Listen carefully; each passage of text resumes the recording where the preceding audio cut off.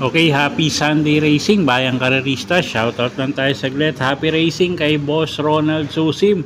At happy birthday na rin kay Angela Jane. At advance happy birthday din no, kay Boss Ronald Alan Lazaro sa Lunes, birthday niya. So, happy racing sa inyo mga boss. At Sunday racing tayo. At 7 karera tayo no, start time alas 2 ng hapon at meron tayong highlight race yung 2025 Sampaguita stakes race. So simulan na nga natin yung mga giya natin para sa araw ng linggo, September 28. Okay, race 1 tayo, start ng winner take all. Class 4, 42 to 56 bracket, distansya natin 1,400 meters. Okay, first choice na rin natin dito yung numero 6 na si Frosty Raven. O'Neal Cortez yung re-renta dyan at medyo mababa sa grupo yan. At isang imported horse, gamay naman ni O'Neal to, no? Pwedeng isunod din agad to. So siya yung pang-primera natin. Second choice, Kalaok numero 3, Batang Kangkalu. Alison Pabilik naman yung sasakay dyan, isang deremating kabayo. At gamay din ng hinete. At third choice natin dito, Pangdehado, Kalahok numero 9, Bantay Sarado. KR Villegas yung re-renta dyan. Okay, so sa race number 1, first choice nga, numero 6, Frosty Raven. Second choice natin yung Kalahok numero 3 na si Batang Kangkalu. At Pangdehado natin, Kalahok numero 9, Bantay Sarado. Okay, next race tayo, race number 2. Ito na yung 2025 Piracom Sampaguita Stakes Race, 2,000 meters ang distansya natin dito. So mahaba no, start ng peak 6 at mga 4-year-old and above na mga babaeng kabayo. So first choice natin dito, Dehado pili ko rito no, Kalahok numero 2, Amazing. Jan Alvin Guse yung sasakay dyan, isang deremating kabayo. Medyo nagkakaproblema lang sa gate to, no? Pero pag hindi nagkaberya, tingin ko may panalo. At second choice natin, isang Dehado rin, numero 5, Shanghai Silk. KR Villegas naman yung sasakay dyan.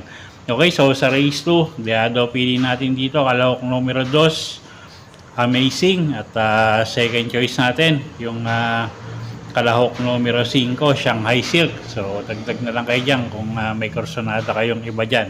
Okay, race number 3 tayo, start ng peak 5. Class 4, 42 to 56 bracket, distansya 1,400 meters. First choice natin dito, Kalahok numero 11, Modern Legacy.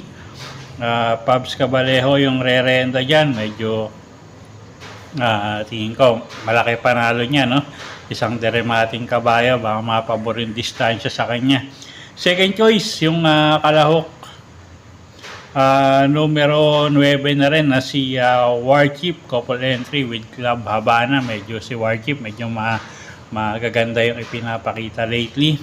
Third choice natin yung Kalahok numero 12 na si Victorious Babylin.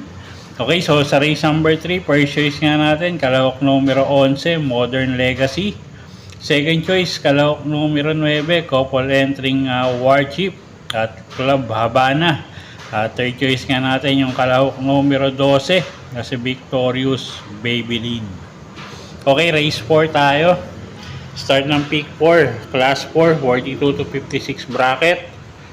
At 5 imported horse, isang local horse. No? First choice natin dito, Kalahok numero 3 na rin na si Perfect Shot. Alison Pabilik yung sasakay niya, regular rider niya. At gamay naman ng hinete nga, no? At pwedeng iuna yan, pwedeng isunod. Pero tingin ko mauna na rito yan, no? At second choice natin dito, yung Kalahok numero 2 na si Hey Jojo. Jan Alvin Guse yung sasakay dyan. Medyo erratic lang manakbo, no? Pero pag tumakbo ng maayos yan, malaki panalo niyan. Okay, so sa race 4, first choice numero 3, Perfect Shot. At second choice nga natin, yung Kalahok numero 2 na si Hey Jojo. So, dagdag na lang kayo dyan kung may kursunada kayong iba dyan at anybody's race yan. Okay, race 5 tayo. Class 4, 42 to 56 bracket, distansya 1,400 meters.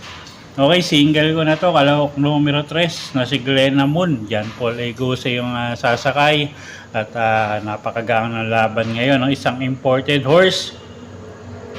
At tingin ko kaya niya yung grupo. So, siya yung pili natin dito. Kung gusto niyo pang protection, pwede tingin ko yung numero 1 na si Dakis.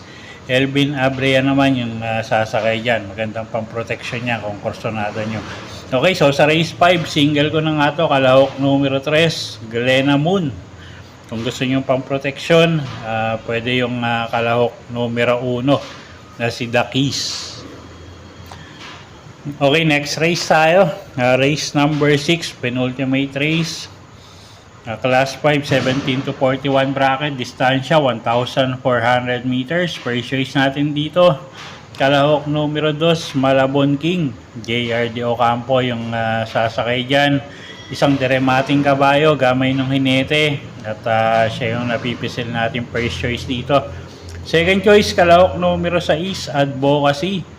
Gagabayan naman yan ni Mart M. Gonzales. At medyo isang diremating kabayo rin, no? Hindi ko may panalo din. At third choice natin dito, yung kalahok numero 1 na si Hot Legs. Gagabayan naman ni CB Garganta. Ito, gamay na gamay ni CB Garganta yan, si Hot Legs. So, baka tumakbo ng maayos. Okay, so sa race 6, first choice nga, numero 2, Malabon King. Second choice, kalahok numero 6, Advocacy. At third choice nga natin, yung kalahok numero 1 na si Hot Legs. Okay, race 7 tayo. Last and final race for the day. Class 5, 17 to 41 bracket, distansya 1,400 meters. Okay, 10 kalahok tayo dito. First choice, kalahok numero 3, Gugma. Pabs Cabalejo yung sasakay dyan. At isang diremating kabayo. At siya nga yung first choice natin, no?